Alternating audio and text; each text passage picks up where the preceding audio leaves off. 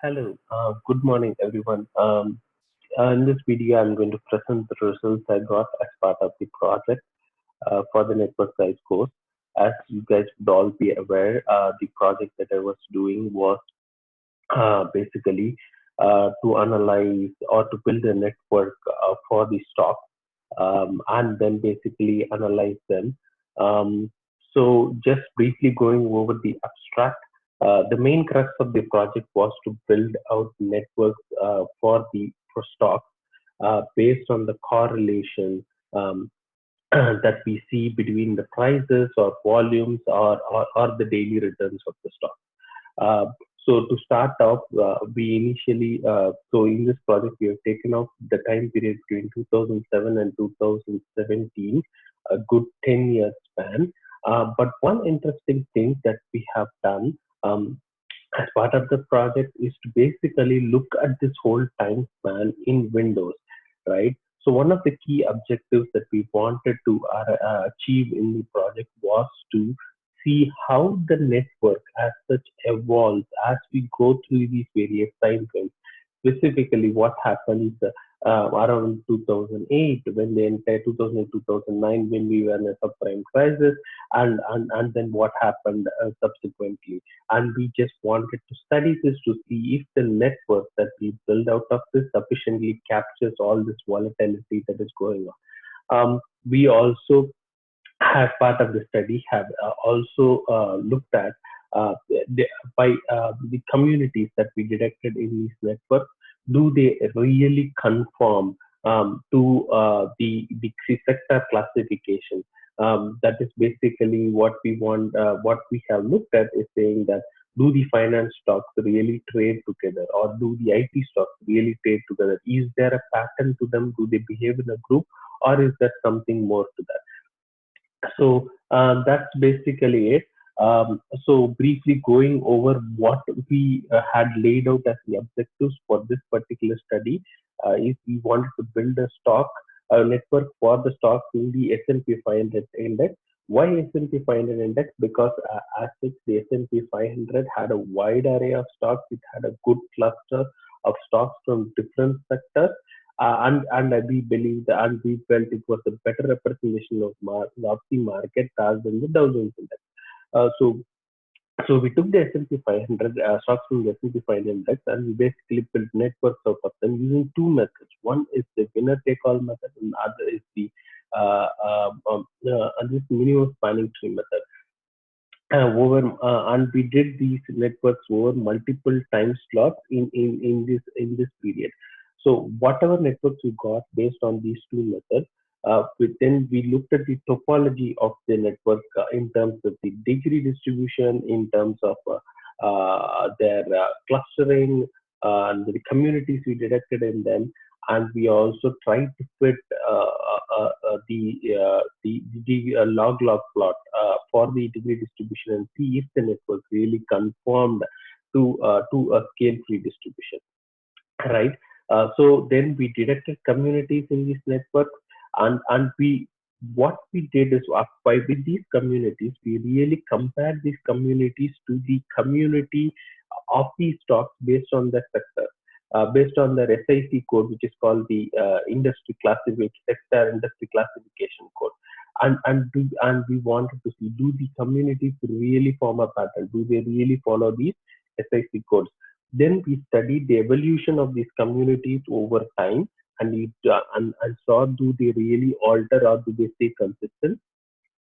And then we looked at, since we already had the networks, we looked at stocks that are critically important during each of these different time periods, and we delved into deeper to see if there was a pattern in these stocks which were important. And finally, was the interesting thing that we put together this dynamic network where we had these around 40 networks for over this particular time period.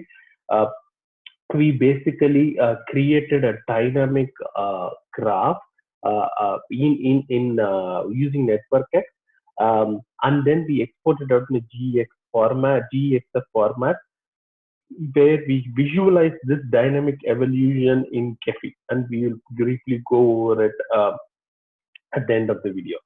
So, going further into the current literature, which I had already talked about in the proposal, currently there are a wide range of research that has been done on network analysis and statistical analysis of the financial market, which I have briefly captured it here. Typically, the study has involved around two areas. One range of study, as I said, is basically looking at how can we build a network and what will be the topology of the network for the stock markets when it is built. And then there's another class of study is like what are the metrics to be used to actually build this network.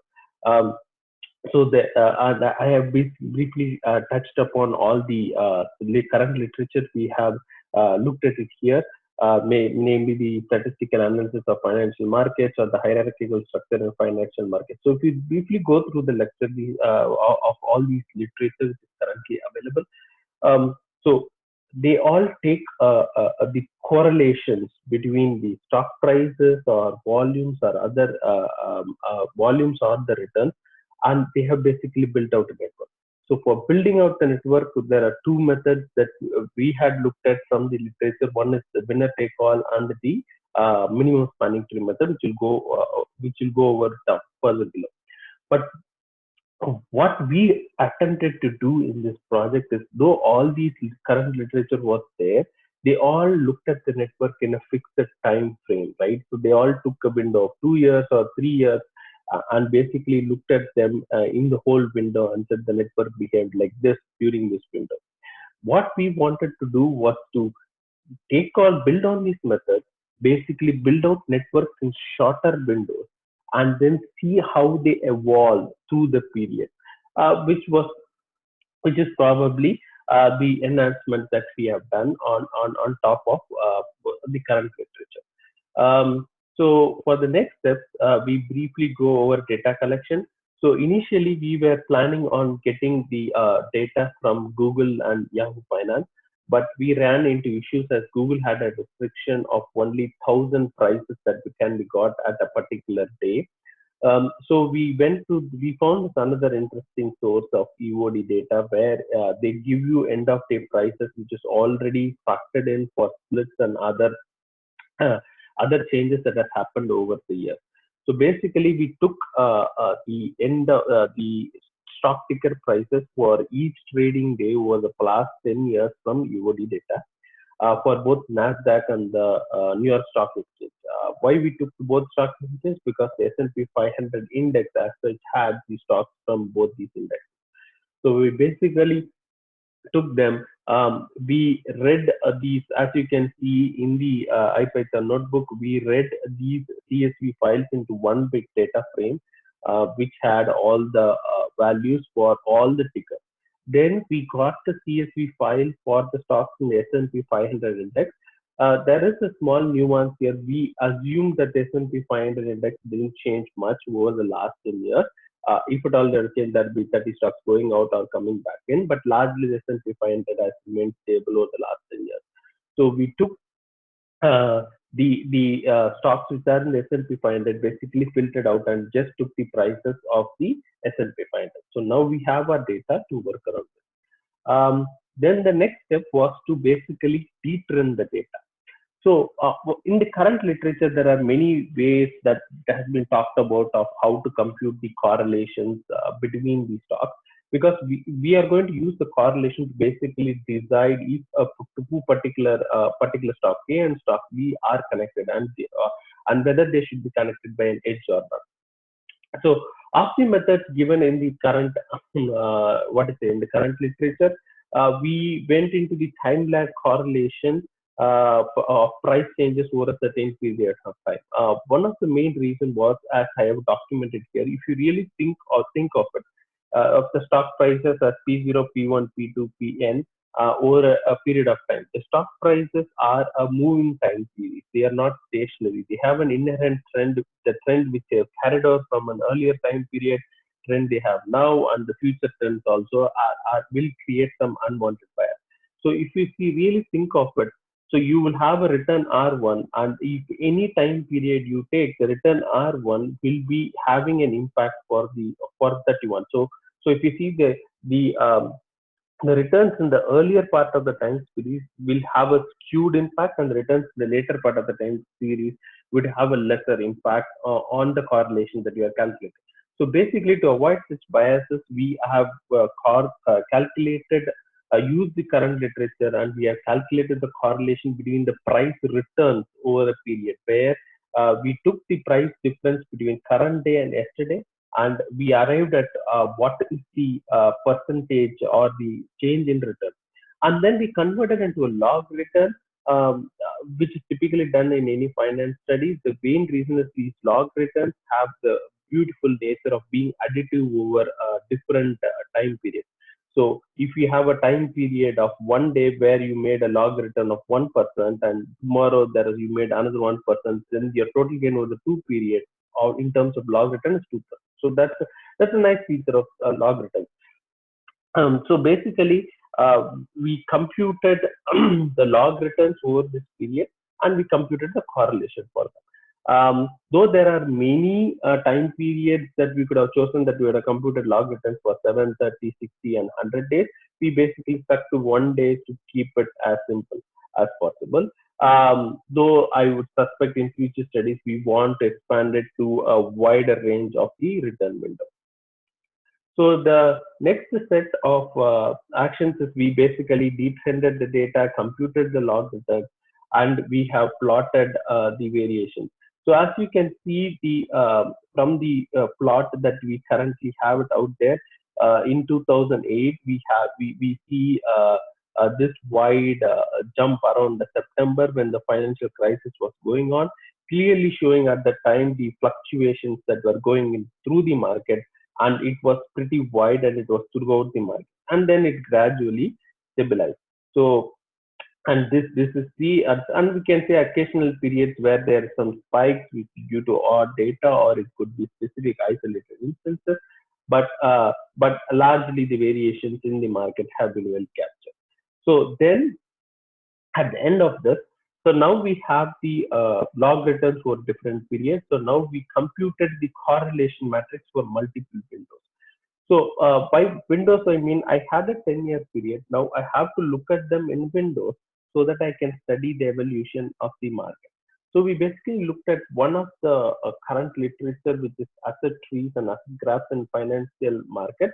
What basically this literature says is to see the dynamic evolution of the asset graphs, to basically look at them in a sliding, or not a sliding window, in a fixed windows, non-overlapping, right? So we basically divided this 10-year window into different segments, and created graphs for the correlations we saw in these segments.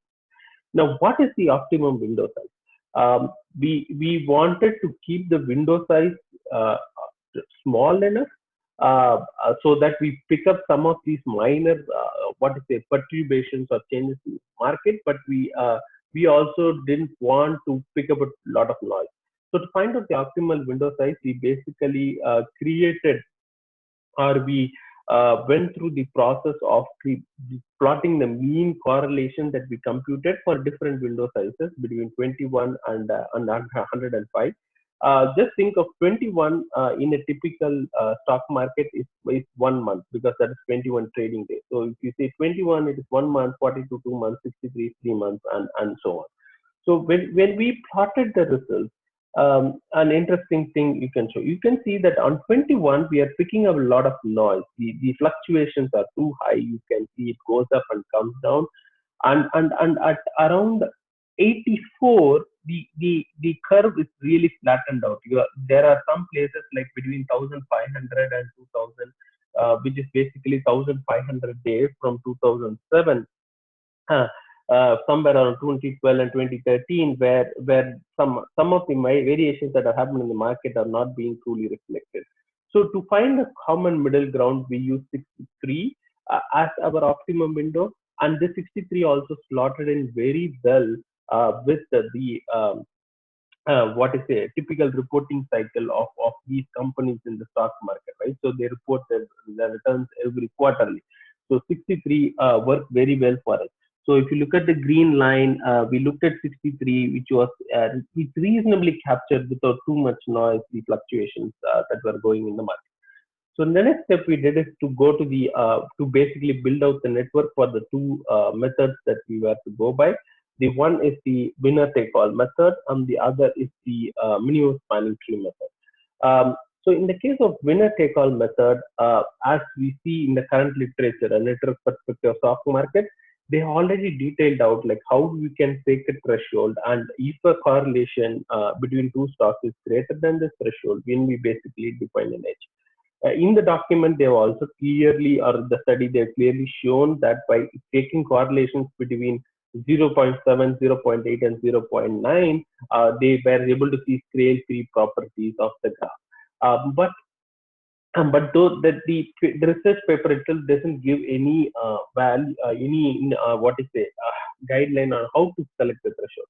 So to find out what would be the optimum threshold, we basically, since our primary focus of our study was to see the evaluate how the communities in network evolve over different periods, we wanted our community detection to be effective. So one point we looked at basically was to uh, compute for different thresholds for each of these time periods, networks that we built for each of these time periods, the modularity of the network. So we built multiple networks by using different thresholds, and we basically computed the modularity. And if the modularity is high, it means we have a very good community detection. But we also were mindful, like we didn't want to overfit the data, because like if you overfit it and we get too much modality, then some of the noise or some of the variations that we get may not be recorded. So we basically computed that, and we plotted this graph where you can see over the 40 or 41 windows that we had the modularity plotted for the various thresholds. Um, but so you can see that somewhere between zero point 0.8 and 0.9, or sorry, 0.75 and 0.85, we see most of the what is it, the modularities being at their peak. And basically, post that, there is a steep crash, and then the modularity nearly falls to zero for most of them. So this is what we adopted. So if we looked at these threshold values that we calculate, if the value of the computed threshold is less than a zero point 0.8, then we took the value as is. But if it's more than a zero point 0.8, to avoid overfitting of the data, then we stuck to 0.8. And we basically went ahead and built the network for the winner take all method. So we built the network for the winner take all method. Along with the building the network, we computed various statistics. We detected communities. We detected degree distributions, the closeness centralities as part of the building the network. And we basically built a matrix or a data frame out of the attributes. And this table shows the attributes of the network we built.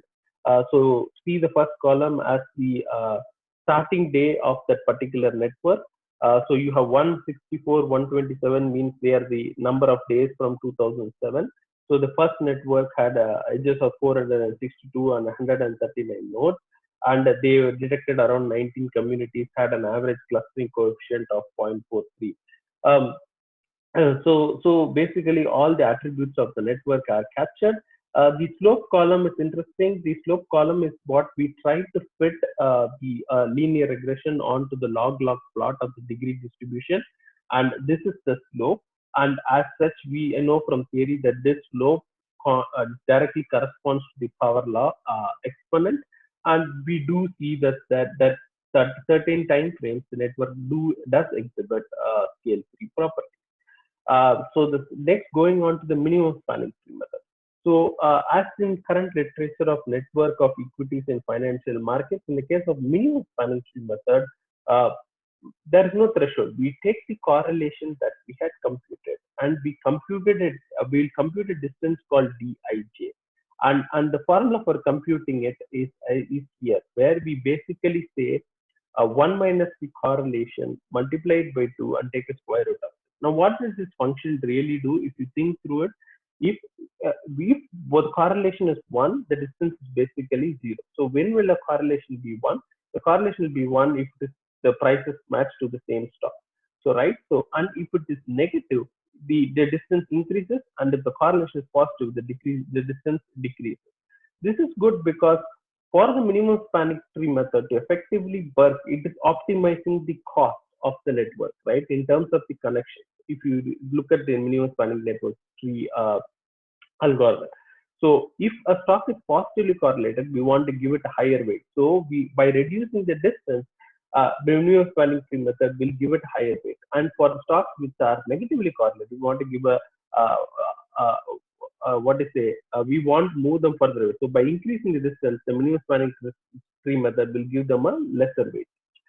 And so based on the distance, so we computed the distance, and as we did in the other method, we basically plotted the fluctuations over time frames of 21, 42, 63, and 84, and 105. And but as what we saw in correlations, you see the fluctuations were very well captured on a 63, and we stuck to the same window so that we would compare both the methods. So over the next step, similar to what we did in the winner take all, we basically built the networks for the minimum spanning tree method, and we computed all the other attributes of the network and built a data frame out of it for further analysis. And as you see, the table below gives the results. And just note the difference between those two methods. The winner take all method came up with around 400 edges, but far fewer nodes. But if you see the minimum spanning method, tree method, it had brought in all the nodes, but it kind of kept the same number of edges, right? And the average clustering went to 0, which is probably one of the behaviors of the minimum spanning tree method. And we see a lot of communities that are detected. But the interesting aspect is the slope. The slope value is consistently at 2, and which lies in the ultra small world area uh, for a scale-free network. And the network clearly exhibits scale-free properties for all the windows throughout the window, and really doesn't change. Which is quite interesting. This has been detected in other studies, but we have also been able to detect it as part of it, really adding more value to our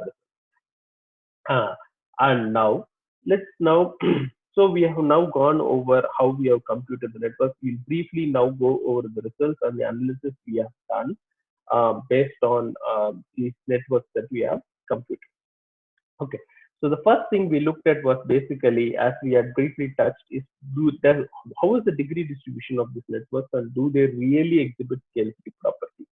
So basically what we plotted was for the degree distribution for the different windows. So see each row as a particular year, because we took a 63 day window, like each row is like for 1 year, and the line is basically regression fitted to it.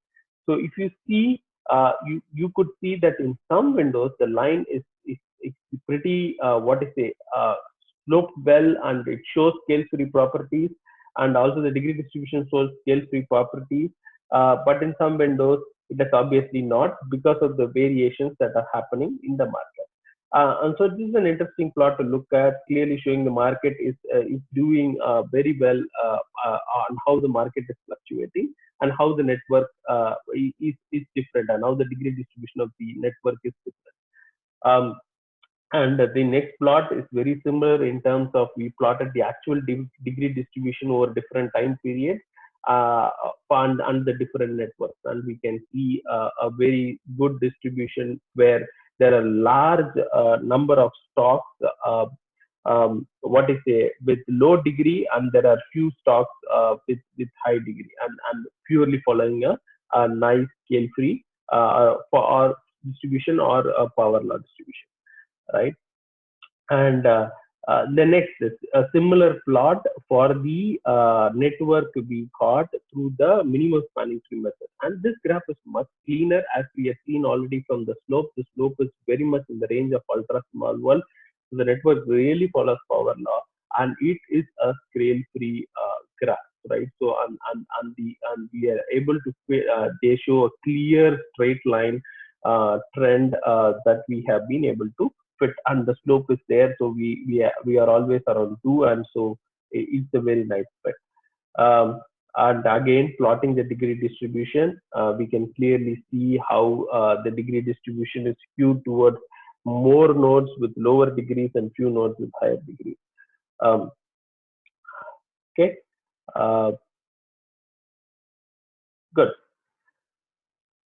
So the next analysis that we did was to basically look at the average degree of the various networks over time. We basically looked at to see if does the average degree really reflect what is happening in the stock market?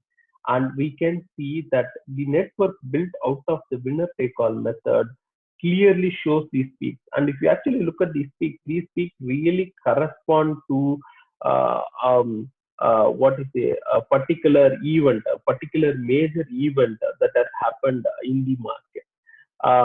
So some of one of these peaks is relates to the subprime crisis when the stock market basically crashed. So we will expect all the stocks to come together as being very much correlated to each other because they were all moving together, right? But if you see the key drawback of the minimum spanning tree method, though the winner take all method has effectively captured some of these variations that are there in the market, the winner take all method has captured it. The minimum spanning tree method has not really captured it.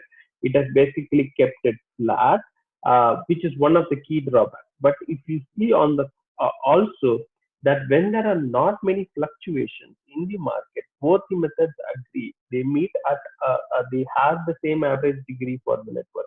It is only when these fluctuations are there, the winner take all method seems to do a much better job of reflecting what is happening in the market. So next we looked at the stocks with higher degree. So now what do stocks with higher degree really reflect? We built a network over different time periods. So we basically wanted to see what are these critical stocks or stocks with the highest degree uh, in all these time periods. So typically the stocks with the highest degree have the most connections, right? So if you really want to know what's happening in the market, and if you want to look at a selective set, these are the stocks that you will really look at to know what is happening on the market, because they have or in turn have a link to most other stocks, and you have a much better chance of getting a feel of what is happening in the market as a whole. So we basically in the next, based on the network attributes, listed down the top three stocks based on degree in each of these time periods. So if you see in 2010, 2710, which is basically the last time period, 2710 days from 12, which will be somewhere around 2017. This period you have energy. Then you had a period prior to that where you had financials. Then you had a period prior to this where all three were utilities. But if you go down further, you see financials really dominating, and then you see real estate, utilities, finance, and whatnot, right? So this is a good sort of observation where we can find out top stocks in a particular period.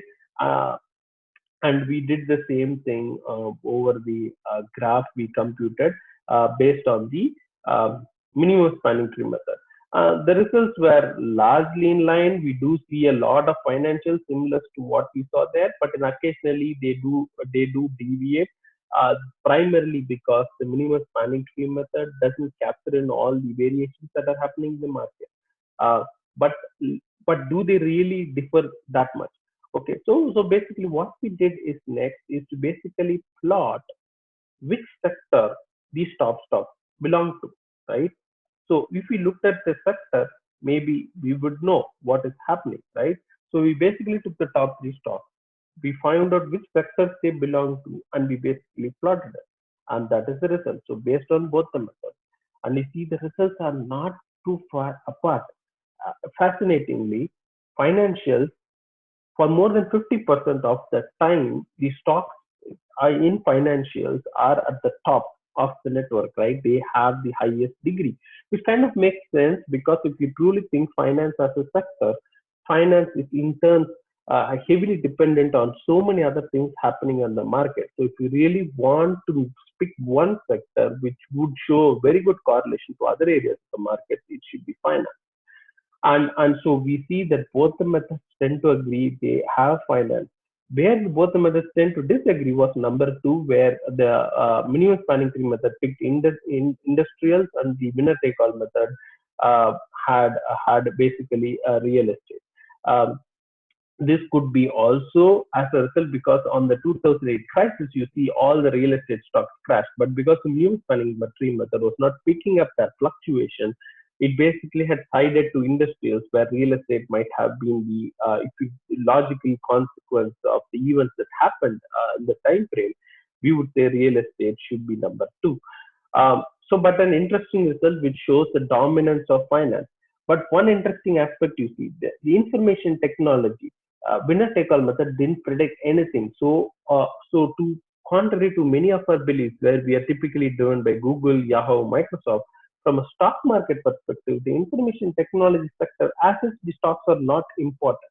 Okay, so just we have to see this in perspective. It's not that they are not important. It is just that they don't really, what is say, have so much correlation with other stocks, right? So this could be good. This is one of the aspects we wanted to get out of the study. So if an information technology stock is not necessarily being correlated, not necessarily being connected to many stocks, it's a good risk mitigation, right? So you could basically, whatever happens on the market, you can assume that the information technology stocks will do slightly different, purely isolating you from rest of the market. Uh, the next we looked at the same sort of results where we looked at degree, we looked at the betweenness centrality. Why look at betweenness? If you think through it, we one of the aspects we want to finally reach to is probably predict stock movements. So if you really think through, if a stock has high betweenness, it means uh, if the stock moves, then there's a high chance that the groups that it connects to will also move, right? Because they're all correlated, right? So if you basically look at high between the stocks in each of the sectors, then and we look at cross correlations between these stocks to other stocks, when we can even predict movement of say if Goldman Sachs moves in finance, will some stocks in industrial move, or if some stock in industrial move, will Goldman Sachs move? So we basically these are stocks to look out for to basically predict what happens in other sectors or other parts of the market, right? So we basically took the same approach. We plotted the top three in each of the time periods by both the methods. Both the methods have had a very similar pattern. And then just to for a comparison, we plotted similar to what we did with the degree. We plotted the what is it, the count of the sector where the stocks belong to. And again, financial still on top, but some of the differences we saw in terms of second have largely come down, but mostly the degree and the betweenness seem tended to agree, but there were more stocks in financials which had a very high betweenness. So another interesting area, so that can be that we can do further analysis of. Now, going next. Okay, so now we have looked at degree, we have looked at betweenness. So now we basically wanted,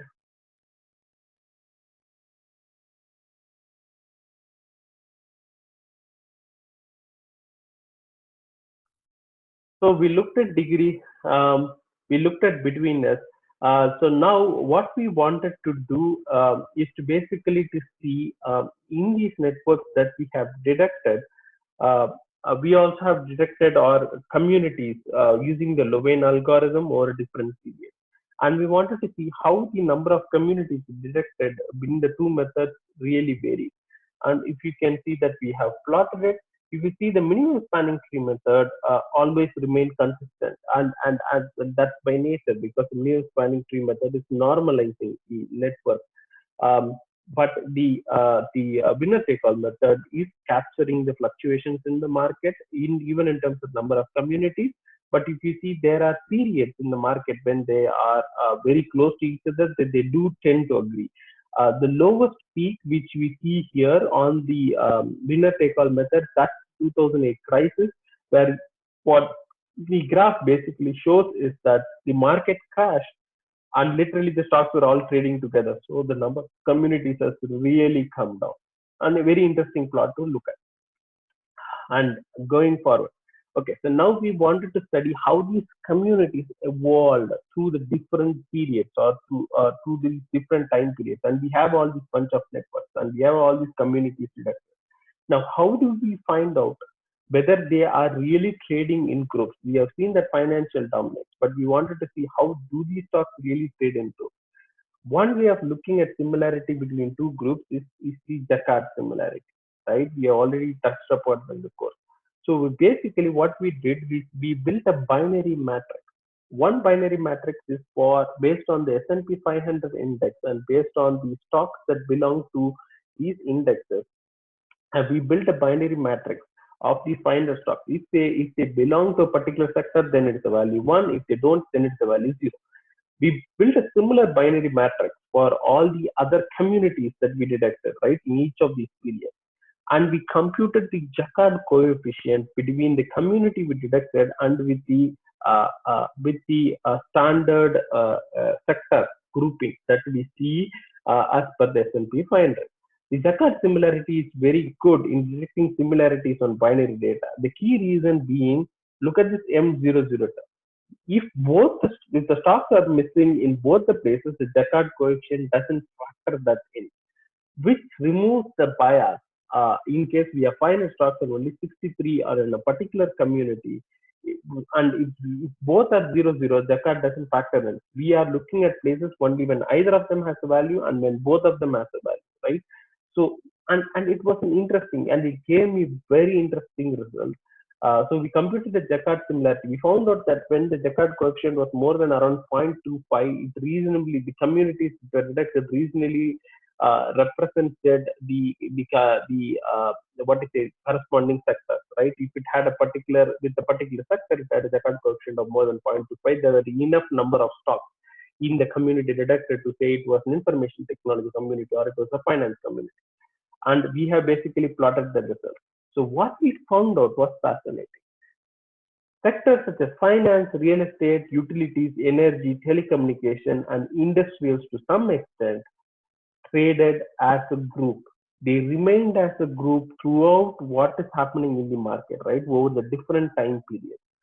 But sectors such as information technology, materials, consumer staples, and consumer discretionary do not trade as a group. They have their mind of their own. They have the stocks. The stocks behave very differently, or that is, they are not staying correlated together. And below plots will give you evidence of that, right? So this is a plot from the winner take all method. So if you really see the color codes that you see here, the pink are the utilities, the red are the blues are the real estate, and finance are the greens. You can see finance being present all the way through the various time periods. And you rarely see information technology, which is just one point here, and you never see it elsewhere, right? So what this plot basically tells is there are and you can see this purple plot which represents telecommunication, which is kind of staying flat in terms of the Jacquard coefficient, but it does trade in community, though it is missing in some places, but it still largely trades as a community. So what this really says is that the concept of trading together as a group is a sector specific activity, right? There are certain sectors which truly trade as a group, and there are large sectors which don't. And now we have a similar plot for the minimum spanning tree method, and we see the results are very similar without much deviation. So the utilities, you could still see all the lot of pink. You could see financial still coming through in terms of green. You can have the communities detected. You see energy, which is throughout, but we still really don't see information technology or materials being detected, or consumer discretionary being detected in this particular graph. So the results were largely in line, and this was an interesting plot. I mean, interesting summary result out of the project. Um, so now we have seen all these results. We have seen how the communities evolve. We have seen the results indicate that there are certain communities which really trade together as a group, and certain communities which really don't trade together as a group. So can we visualize this dynamic evolution, right? So we look to Gephi. Um, the network gives out helps us to build a dynamic graph, right? So that's what we did. We basically built a dynamic graph, single graph, by merging these network attributes over the whole 10-year time period. But the problem with the GEXF format that NetworkX produces is the GEX attribute XF format of the NetworkX doesn't support dynamic attributes, though it supports dynamic edges, and it doesn't dynamic edges. It doesn't support dynamic attributes for nodes or edges. So we had to generate the GXF format out of NetworkX. We had used the XML manipulation technique to basically put in dynamic attributes, and we exported out a dynamic GXF file, which we have looked at in Gephi. And that is the next interesting and the final part of our presentation, which we will go through now.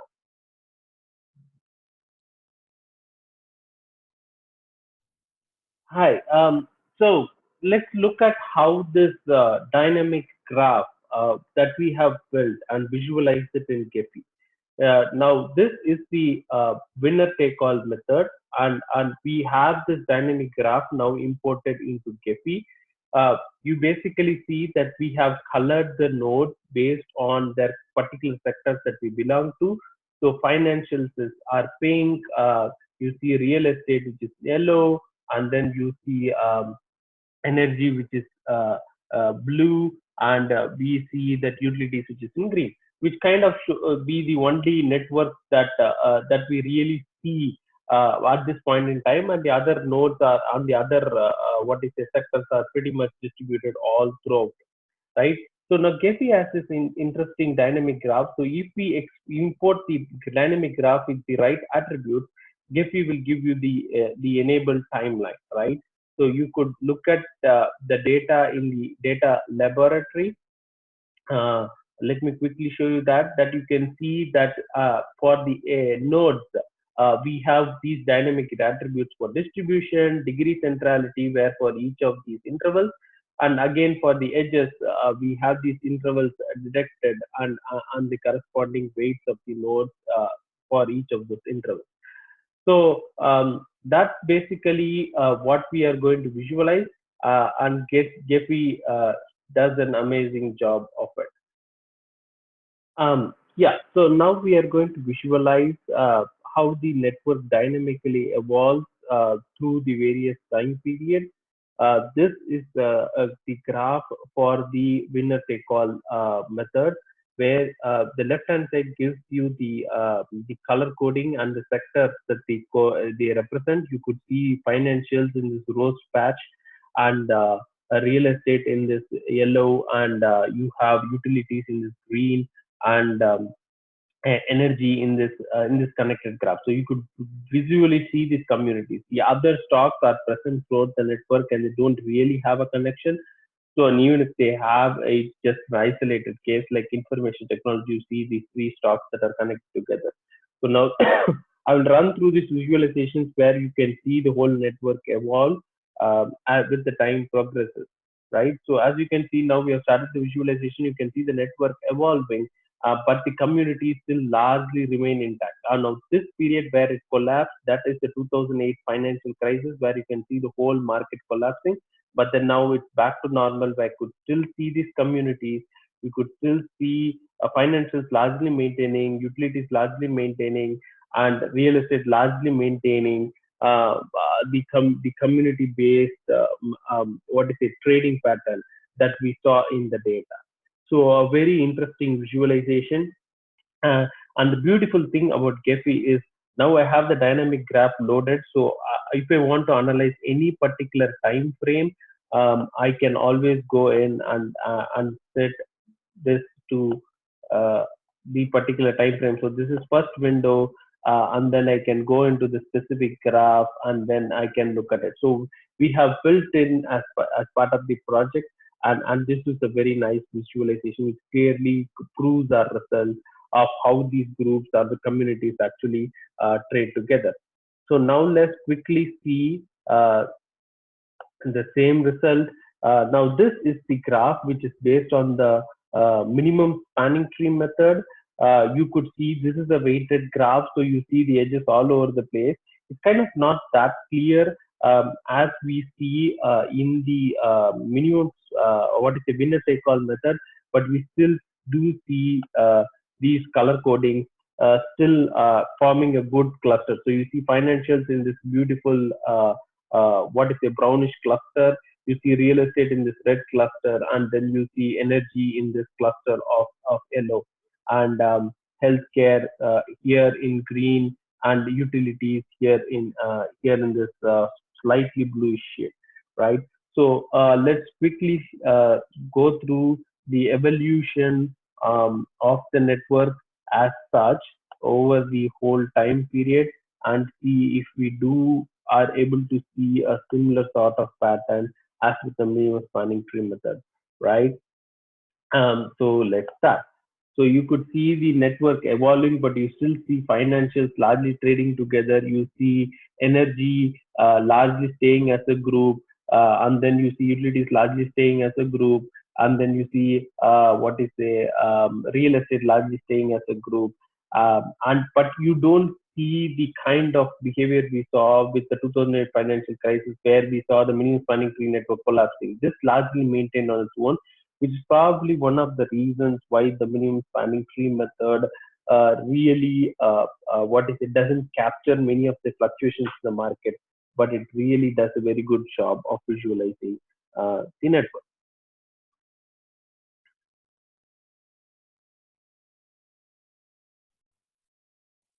So um, below are some. Next, we will quickly go through some visualizations of a specific time period. So attached is a graph which we pulled out of Gephi for the time period of 1702 based on the minimum spanning tree method. Um, the results are very similar to what we would expect. We see this purple patch of groups of stocks based on the particular sector, and we do see these other stocks, like in case of blue, which is spread all throughout the network, right? As we would all be interested, where do you find stocks like Amazon? So you see Amazon, eBay are all here, stocks well known to us, but they don't really form a particular network, which is expected because they really uh, have a mind. As we have seen, IT really has a mind of its own, and it really doesn't trade together as a group, and so we would expect them not have much connections with the rest of the market, which is probably one of the results, which is one of the results of the study. A similar network based on the winner take all method, probably a much better picture here, where you see finance as a group here. This big the red group, we see another cluster of stocks which is probably utilities and energy, and we still see Amazon and Google here, which kind of lie in their own mini group, and this is for the time period of similar time period of 1702. And again another plot for time period of 568, where we see much higher correlations, but still the finance cluster, the cluster of energy, the cluster of utilities, all largely intact. Um, so we could produce n number of graphs. We had like 40, 50 graphs here. So I think these are a good representative set along with the video we have done. So to summarize and to conclude, so basically as part of this project, we have been able to build networks over different phases of the stock market from 2007 to 2017 using two different methods. We have been able to analyze this network for scale-free properties. And we do see that this network shows scale-free properties. We have detected communities in them. We have compared these communities to the standard industry sector code based on the Jakarta similarity, and we have got a very interesting result that there are only certain sectors which trade together as a group, and there are other sectors which don't really trade together as a group, and which would be an interesting risk mitigation strategy. We have studied the evolution of this and visualized it through dynamic graphs in GEFI. We have looked at stocks with very high degree and very high betweenness in each of these time periods, and we have seen financials, industrials, and real estate pretty much are the stocks that you really need to look at if you want to get a feel for the whole market of how it is doing. Uh, yeah, and so to conclude, we have, I believe, we have touched on all the questions we set out to find answers for in the project. We have also done a very good comparison between these two methods and found out that the winner take all method actually does a much better job of finding out these fluctuations in the market or capturing the fluctuations in the market. So the minimum standing tree method does a pretty good job. It really doesn't capture in all these fluctuations, but it's still a very good method to find out the top stocks or the top sectors, and their results are not that very much off from what we got from both the methods. So in future, the results show the dynamic nature of the stock market, of how the communities evolve, but it still also shows of how the stocks trade together as a group. Even though the evolution is there, in future this would be further studies would help to find out more into these communities to find out optimum portfolio optimization strategies or strategies for risk mitigation. For and also we could do the same sort of analysis with different asset classes like maybe currencies, gold, and whatever, right? And thank you very much.